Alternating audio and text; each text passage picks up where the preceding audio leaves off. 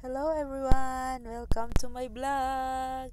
So karon guys, naday ko diri sa Windjammer. So kani siya nga set pang lunch na day ni siya na set up guys.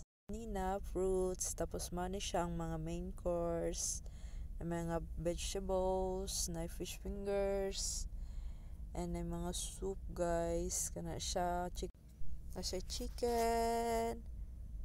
Kana siya kani diri nga side is pang na mga pasta, grilled vegetables, na Indian nga food, na dal, na buttered chicken, roti and rice. Kana siya papadam tapos mga fruits na dayon guys nga whole fruits.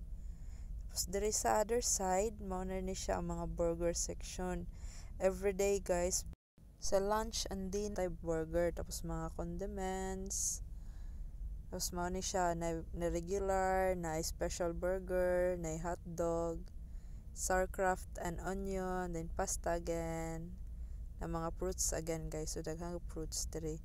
Then diri sa pastry sa mga sweets na sides, nanay 3 kinds of cookies. Na siya chocolate bars, na siya nga cake. Diba daghan kay kagapilian diri guys nga dessert. O kana siya lami kay na guys Napoleon. Ako paborito puff pastries, matcha passion fruits. Tapos kaning Windjammer guys naa ni siya sa deck 9. So mao ni siya imuhang views. Nice kaayo samtang nagkaon ka, relaxing kaayo ang views nimo, makita nimo halos tanan sa baba. Nana siya ang kanay sa Windjammer kay glass ang nakapaligubot sa iyaha.